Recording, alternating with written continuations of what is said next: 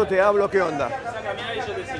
¿Cómo les va? ¿Cómo están? Esto es 12.000 días Docs, las notas más bellas y afinadas hechas con los constructores del rock nacional. Hoy nos encontramos con Horacio Eduardo Cantero Hernández, Marciano Cantero, un tipo simple, transparente, sencillo como su amistad, que logró canciones que permanecen en la cultura del rock nacional. Vivió sus últimos años en Mendoza, pero antes estuvo viviendo en México durante mucho tiempo, varios años, porque dice que se fue tras el amor. Cuando el amor se acabó, regresó. Aquí está la historia de ese regreso y de ese reencuentro. Marciano Cantero en 12.000 días Docs. ¿Te lo vas a perder?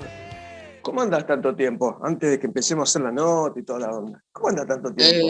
Estoy en Mendoza, estoy muy bien, estoy otra vez aquí en mi tierra. Viví 15 años en México y bueno, de alguna manera obviamente lo que me llevó a México fue el amor y el amor terminó de alguna manera, entonces eso fue lo que me trajo de vuelta a Mendoza, pero, perdóname. No, no, Pero tranquilo. fue también un encuentro muy casual con una exnovia mía que no veía hace 32 años y entonces nos volvimos a ver y fue así como estaba todo perfectamente bien entre nosotros. Entonces dije, bueno, Qué loco, ¿eh? estuvimos saliendo un tiempo, digamos que Sí, fue sí. cuando yo me vine a Mendoza de vuelta. Mis viejos habían fallecido hace un par de años, entonces yo siempre venía todos los años a Mendoza a visitar a mis viejos.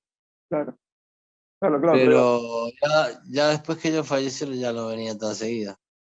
Y pero bueno, esto fue fortuito, al mismo tiempo, evidentemente estaba escrito en las estrellas, o sea, y bueno, después de estar, nos casamos, me casé y acá qué estoy en loco. Mendoza. Qué bueno, pero digo, 32 años cuando el amor sostiene es eso, ¿eh? La puta.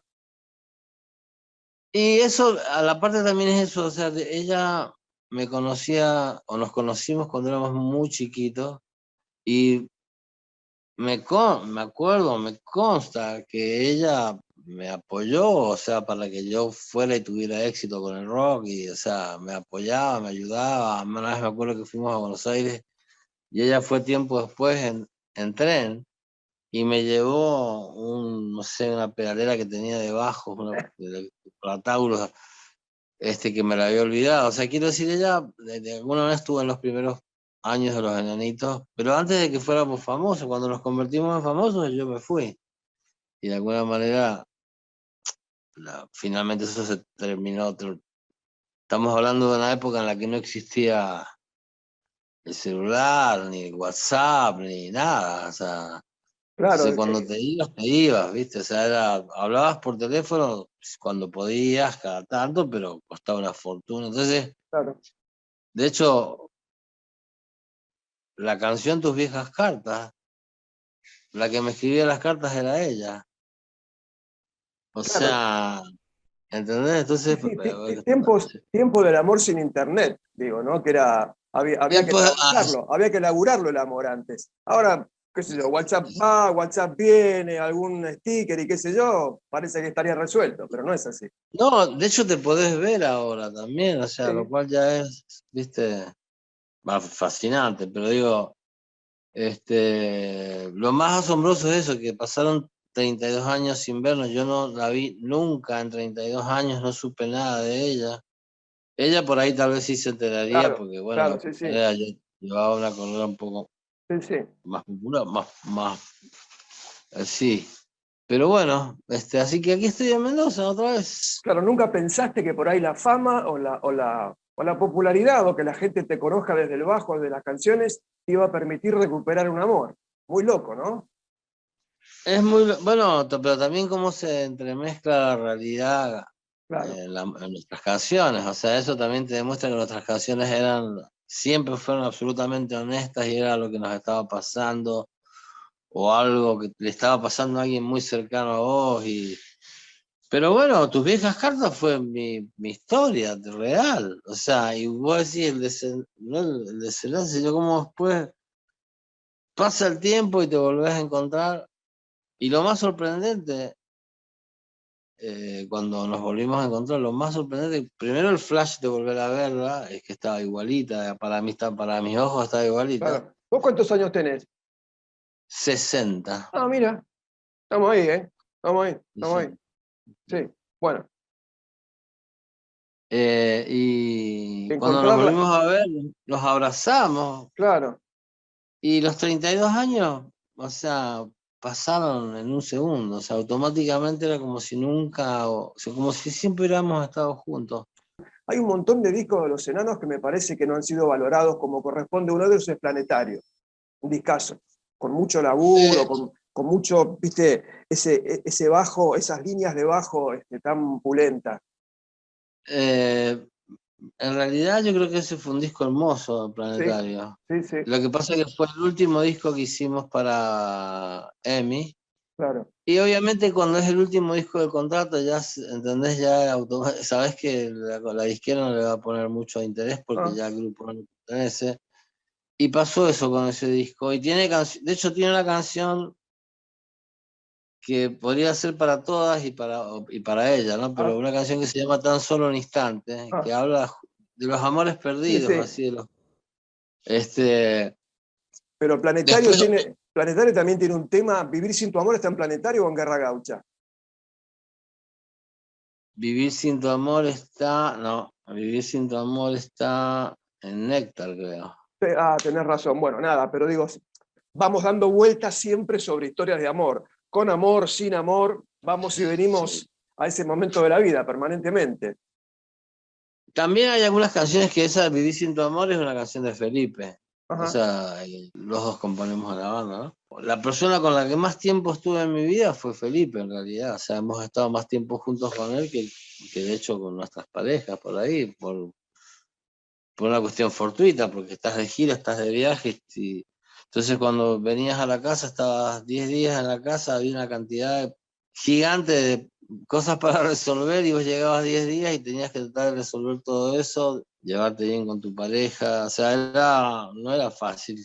Seguimos en 12.000 días, Docs. Le decían Marciano, un amigo lo había visto muy parecido al protagonista de la serie Mi Marciano Favorito. Su primer contacto importante con la música fue a los 9 años, como cuando todos o casi todos escuchamos a los Beatles. A él se le dio por las frecuencias bajas, por estudiarlo, por buscarlo, por investigar el bajo. Se compró uno muy económico. Después consiguió otro un poquito mejor, que era similar a un Fender Precision. Cuando terminó la secundaria, su viejo le regaló, un Fender original. En el 79, con Felipe, con Daniel, forma Los Enanitos Verdes, que 10 años después se separaban por primera vez. Allí él graba su primer disco solo, Luna Nueva. Esto no era el final, faltaba todavía mucha más historia que la seguimos viendo aquí en 12.000 días. Es como que ahora soy más yo mismo, ¿no? Creo que a veces en los grupos, cuando estás en un grupo es medio como que se desdibuja la personalidad de cada uno para formar una gran personalidad grupal, ¿no? Yo creo que lo que sucede, hubo un juego de palabras que vos decías, que medio como que Marciano era una condición de Los Enanitos Verdes y que después de Los Enanitos Verdes yo ya no podía ser más Marciano, y no, o sea, creo que lo de Marciano inclusive es anterior a Los Enanitos, me decían. ¿Y la decisión de estar solo surge a partir del fin de Los Enanos o ya de antes creías en esta propuesta que estás presentando en la actualidad? Yo creo que fue una cosa que se desencadenó casi sin provocarlo. Creo que Los Enanos tuvimos una carrera muy buena, pero también hubo una cantidad de años que por ahí la gente desconoce, en la cual nosotros trabajamos, digamos, en forma under. Y bueno, fueron casi 5 años hasta que vimos la luz, digamos, hasta que nos hicimos exitosos, y después fueron otros 5 años de trabajar al mango todo el tiempo. ¿Pero a qué se le llama una carrera muy exitosa aquí en la Argentina o aledaños? Yo creo que guita, hacer buenos discos, a moverse, a tocar, a progresar. Yo creo que fundamentalmente a que lo que vos estás haciendo rinde sus frutos, ¿no? O sea, nosotros grabamos discos y los discos se vendían no solamente en Argentina, sino, te diría, en toda América.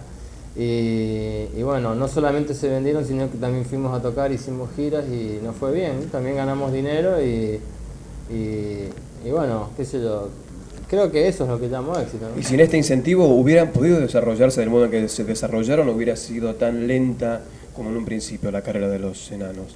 Yo creo que todos esos años que estuvimos haciendo molde, digamos, creo que fue una buena preparación para que en el momento en que llegara el éxito no nos tomara por sorpresa y estuviéramos como preparados para que eso sucediera.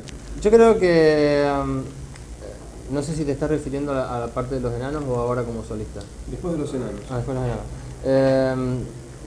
Yo creo que la experiencia ha sido bastante dura, pero en realidad creo que también cuando los enanitos se separan, yo estaba en Mendoza, de alguna manera descansando, y al final me quedé como un año en Mendoza. Y estando en Mendoza dije, bueno, quiero grabar un disco, pero creo que tenía como muchos tocos adentro. Creo que los primeros discos de los solistas que han estado mucho tiempo en grupos siempre son discos un poco como de transición. No me parece que sean como grandes muestras de... O sea, ¿cómo explicarte? Yo creo que yo tenía ganas de decir en ese disco un montón de cosas que no dije en la etapa de Los Enanos. Y a veces te diría que hay hasta cierta bronca, ¿no? Hay cosas que las haces con cierta bronca y es como que eso le resta un poco como de seriedad a la producción, ¿no? Es como difícil de explicar, pero es como si estuviste casado durante mucho tiempo y te divorciaste, te separaste y por ahí, no sé, te vas a decir... No quiero decir que vas a ir a echarte canas al aire, ¿no?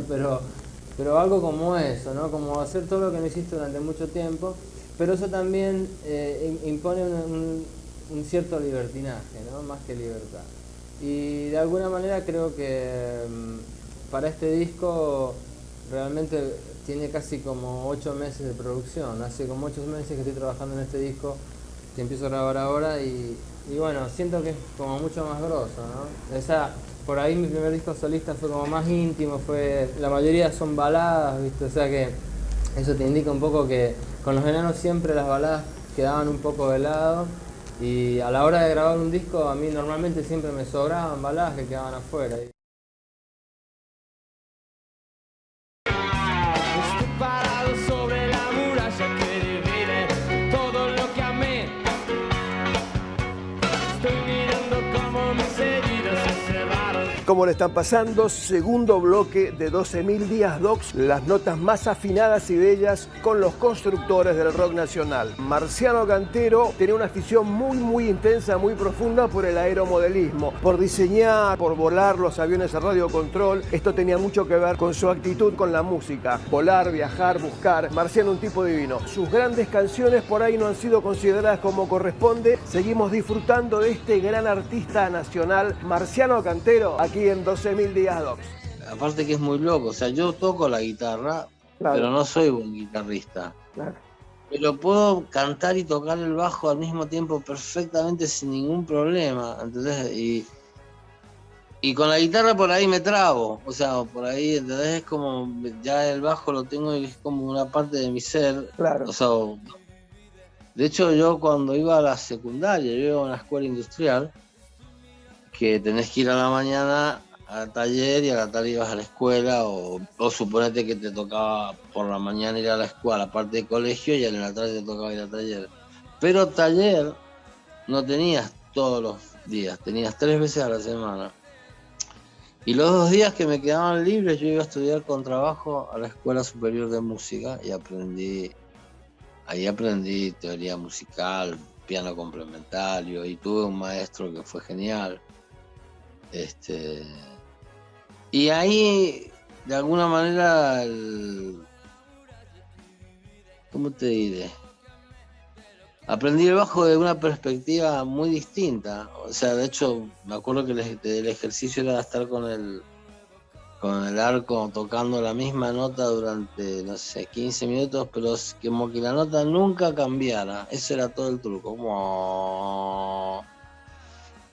Y era un poco aburrido en un momento dado. O sea, dejaba el arco y me ponía a tocar así como a walking bass. Y un día estaba así, dejé el arco y me puse a tocar walking bass y lo tenía el maestro acá.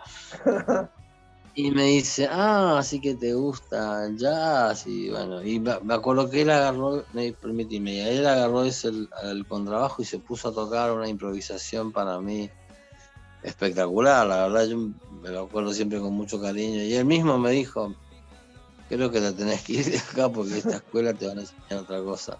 Pero de alguna manera estoy seguro que ese tiempo que fui a estudiar me vino muy bien y me hizo de alguna manera entender. También aparte después con la vida y viste cuando te hablan de los chakras y todo eso, que Sí, por mi fecha de nacimiento que dice que mi chakra vibra con los graves del estómago. Bueno, Entonces, pero hay varias cosas que tienen que ver. Y ya te digo, yo funciono cantando y tocando el bajo. Bueno, así ¿sabes como... qué? Sí, perdóname. No digo que eso es como cuando estoy a mi máximo potencial es tocar y cantar el bajo al mismo tiempo. En esta vuelta mía a la Argentina no fue una casualidad también, o sea, de alguna manera yo creo que obviamente es que tenía una deuda, o sea, de alguna manera algo había quedado pendiente. ¿Qué vos decís? Es una casualidad que nos hayamos encontrado, pero no, también de alguna manera yo quería volver a estar en Argentina, que es mi tierra, acá sí, en Mendoza, acá, a 15 cuadras de acá nací, quiero decirte. Claro. Entonces, viste, acá se formaron los enanos, acá fue cuando pasamos años y años echándole ganas sin que pasara demasiado. Entonces, de alguna manera, volver a estar en la Argentina más tiempo, al menos viviendo, no te estoy diciendo, no pretendo. A ver, lo que pasó con la música no creo que tenga que ver solamente con los enanos, o sea, lo que pasó con la música en general, o sea, se escucha otra música, ahora no se escucha rock en español, o sea, acá, la verdad. O los grupos de rock que se escuchan son los grupos del momento, los grupos particularmente más locales, más, viste, con un lenguaje de hecho bastante, a veces no entendible para todo el mundo. Claro, eso para mí tiene mucho que ver con el por qué algunas canciones en el exterior no pasa nada, porque la gente no entiende lo que están diciendo. Claro, pero por otro lado, vos fijate, estamos hablando de canciones que vienen pasando hace 30 años o 20 años. Yo no sé si voy a estar en 30 o 20, pero las canciones que estamos escuchando ahora, ¿se van a escuchar en ese momento? Ojalá. Pero vos pensás que van a aguantar. No, son cosas en las que trato de no pensar. Lo que sí me doy cuenta, ahora me doy cuenta, que nuestro amor por la música, con los enanos, siempre fue mayor el amor a la música que a cualquier otra cosa. Claro. O sea, viste, drogas o lo que sea, o sea, hay músicos que aman más las drogas que la música, sí. O sea, o lo que sea, o no drogas, el alcohol, o la fiesta, o no sé, la exposición, qué sé yo. Pero en algún momento tuviste que pasar también la historia de Rockstar, ¿no? Seguro. Todos lo pasamos, pero quiero decir, a nosotros de alguna manera la música siempre era lo que nos ponía en caja, o sea, claro. Porque si no hacías bien tu trabajo en el show, sí. Creo que todos, o sea, de alguna manera íbamos a ir sobre ese que se equivocó, o sea, pero siempre lo que nos interesó fue que el grupo sonara hacia todo lo que da. De hecho, palabra de Juanchi Baleirón, ¿no? O sea, me dijo hace poco, cuando tocamos en el One Rock, me dijo: ustedes siempre sonaron como si fueran una banda de afuera, sonaban como si una banda gringa. Pero bueno, ya te digo, ensayábamos mucho. Claro, sí, muy al detalle, ¿no? Muy al detalle. Mucho. Exacto, ensayábamos mucho, tratábamos de lograr buenas bases con el bajo, con el bombo. Siempre teníamos, me acuerdo, un tema como referencia de la base, y es un tema de Fleetwood Mac. No me acuerdo qué tema era, ¿cómo se llama? Dreams. Sueños. Dreams, creo que la base es fantástica, que el platillo cae un poquito más tarde y siempre nos poníamos ese tema como ejemplo, es decir, ¿cómo queremos sonar, ¿no? Después de esto del hombro, mi médico me dijo: si volvés a tocar, vas a tener que tocar así, vas a tener que tocar con instrumentos mucho más livianos. Y bueno, ahí empezó una búsqueda de instrumentos, a ver qué, y de hecho probé varios, pero Y yo lo sigo buscando siempre, aunque está en cada canción, en cada acorde, en cada nota, en todo eso que vivimos durante tantos años. Sus canciones son patrimonio histórico del rock nacional. Tus viejas cartas, La muralla, Amigos, miles de acordes, miles de notas, miles de palabras. Esto que estás viendo es la última vez que nos encontramos y no lo sabíamos. Queda mucho más de Marciano, un gran músico que vos podés disfrutarlo aquí en 12.000 Días Docs, un momento maravilloso y muy emotivo. Nos vemos la próxima, no me falles, chau. Decime, si pudieras volver a alguna tarde de tu vida y quedarte allí a pasarla, ¿cuál sería? creo que me gustaría pasar una tarde con mi papá, la verdad. Sí, yo pensaba eso. Yo también. Sí. Sí, de hecho, estábamos de gira cuando falleció mi papá. Y tenía que tocar esa noche. Y yo dije, ¿qué me diría mi papá? Y mi mamá me diría, anda a tocar y dejate de joder, andate Claro. ya, anda a tocar y seguía adelante. Y de alguna manera creo que también, sí, lo hice, terminé la gira. Y fue casi terapéutico también Claro. poder tocar, porque fue de alguna manera sacar para afuera todo lo que me estaba pasando. Y mi papá siempre fue muy entusiasta del grupo. Mi papá cuando yo era muy chiquito lo invitó a un concierto y él en ese concierto, que no sé, no fue la gran cosa, pero sucedieron cosas así como de cuento de hadas, ¿viste? Que vos decís, en un momento dado estábamos tocando una suerte de galpón. Imagínate, era Asociación Mendocina de Box, creo que todavía existe. Un galpón, un tinglado, o sea, era un... Entonces en un momento dado abrieron una partecita del techo, casi que entonces para que entrara la luz. Y en el momento en que entró la luz, entró un rayo de luz y me cayó sobre mi cabeza, así, ¡poing! O sea, y mi papá creo que vio eso, le digo, para mí fue un significativo, fue bien extraño, o sea, ¿dónde va a ir a parar ese luz? ¡Pum! Y justo cayó sobre mí. Y mi papá creo que también se dio cuenta que me encantaba la música y que la música era muy fuerte. Entonces siempre me apoyó mucho y siempre me preguntaba cuando estaba de gira. Siempre lo llamaba todos los días y le contaba cómo había ido el show del día anterior. ¿Y cuando eras pibe te iba a ver en vivo? Cuando eras más ¿Perdón? chico, cuando recién arrancaste a tocar, ¿te iba a ver también a los shows? Sí. ¿Vos arrancaste en la secundaria? No siempre, pero cada tanto iba. Sí, ¿Qué arrancaste en la secundaria a tocar con las bandas? Digamos, sí, los últimos años de la secundaria, y los enanos se formaron cuando terminé, exactamente el año que terminé la secundaria, en noviembre nos formamos.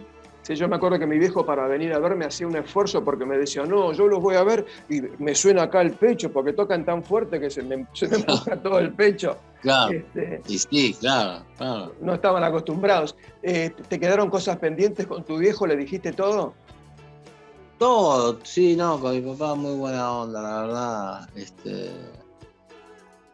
Ya te digo, hablábamos todos los días, o sea, no, con mi papá todo fantástico. Cuando vos decís cuando empezaste a ver un mango, Claro. creo que fue cuando grabamos La muralla. Ah, mira. Ahí empezó a funcionar todo y empezamos a ver un mango, qué sé yo. Bueno, te mando un abrazo grande, un gran momento. Un abrazo Chao, querido. grande. Que estés bien. Chao, Chao, viejo. Gracias, Chao, viejo. Chao, chao, chao. querido.